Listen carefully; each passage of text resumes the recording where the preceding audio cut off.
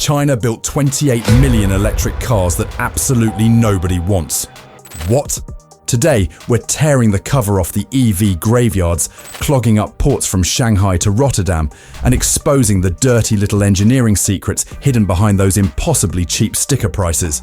We're going to look at why even juggernauts like BYD are suddenly stumbling, and why the Chinese government is desperately trying to slam on the brakes before the whole machine goes off a cliff. You need to stick around for this one because the fallout from this great shakeout isn't just some distant economic footnote. It's going to directly determine what you drive and how much you pay for it for the next 10 years.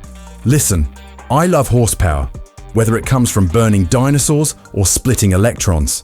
But what's happening over the Pacific right now isn't engineering. It's a localized economic psychosis.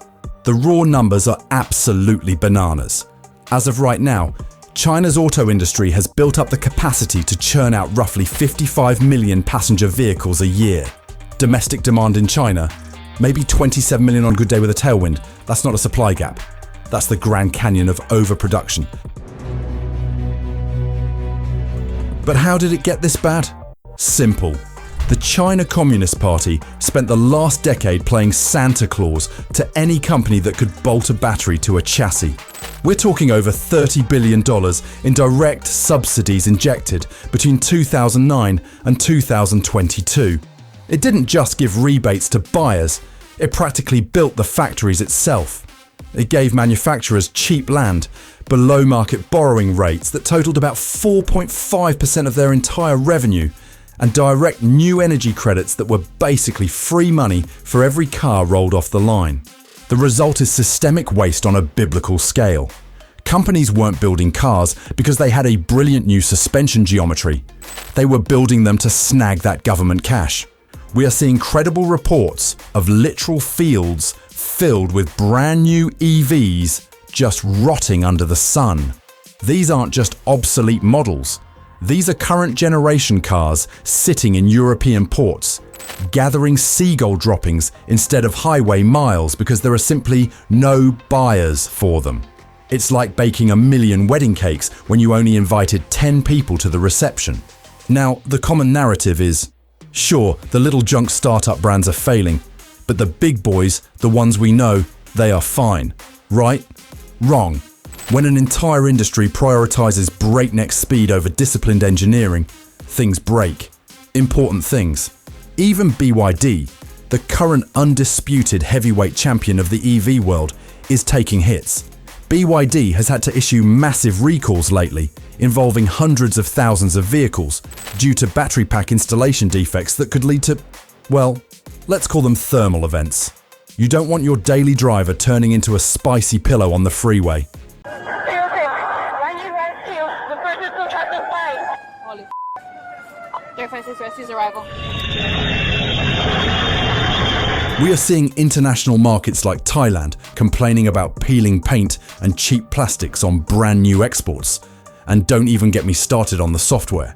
Even the premium players like NIO or Zeekr are shipping cars with infotainment systems so buggy that early customers are basically serving as unpaid beta testers. But the darkest element of this rush-to-market mentality is safety design. There's been a massive backlash in China recently against those sleek, flush-mounted door handles that pop out electronically. Why? Because in a severe crash that cuts power, they stay flush. Rescuers can't open the doors. That's not a cool aesthetic feature. That is a potential death trap born from prioritizing looks over safety engineering. So, if it can't sell them, and it is breaking them, why does it keep building them? The Chinese have a specific word for the current state of their market, neijuan. It translates roughly to involution, or intense, self-destructive internal competition. Imagine throwing 130 hungry sharks into a tank that only has enough tuna for 10 of them. That is the Chinese EV market. To survive this meat grinder, companies are desperate to stay relevant. It has compressed development cycles down to 12 or even 18 months from clean sheet to production. I don't care how much AI you use. You cannot properly validate a complex, safety-critical machine meant to haul your family at 70 miles per hour in a year. You just can't. Corners get cut. It rushes products out the door, hoping to sell enough volume to keep the lights on until the competition bleeds out first. But the free ride is officially over. Beijing realized it created a Frankenstein's monster fed by debt. For the first time, the government has removed EVs from its top-tier strategic priority list for the 15th five-year plan starting in 2026. The subsidy party is finished. It's even pulling a sneaky one with the new trade-in rules. In 2025, you got a flat $2,800 to scrap your old car. In 2026, it switched to a percentage-based system, 12% of the price.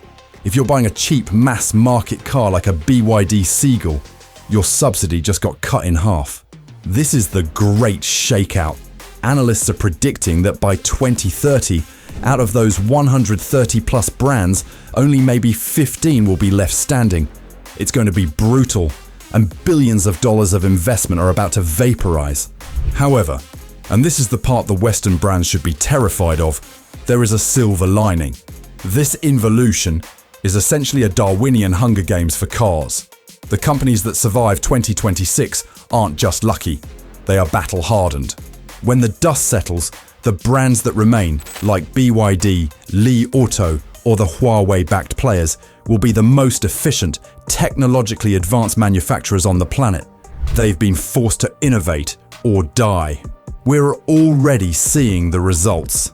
Batteries that can charge 10% to 80% in under 10 minutes, and software integration that makes Tesla look like it's running Windows 95. The great shakeout is filtering out the garbage, leaving behind a group of lean, mean, world-class survivors who no longer need subsidies to kick your favorite legacy automaker's teeth in. Isn't this exciting? The uncomfortable truth is that we actually need this bubble to pop.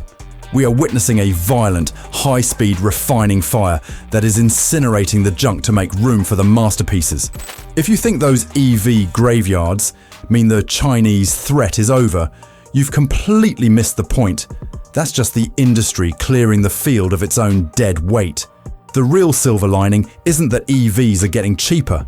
It's that the survivors of this carnage are becoming so battle-hardened and technically superior that it makes your favorite legacy brand look like it's still trying to figure out the steam engine. The worst thing that could happen to the global automotive establishment isn't that China is failing. It's that it is finally learning how to win without the training wheels. You aren't watching a collapse. You're watching the birth of the most dangerous competitor in history.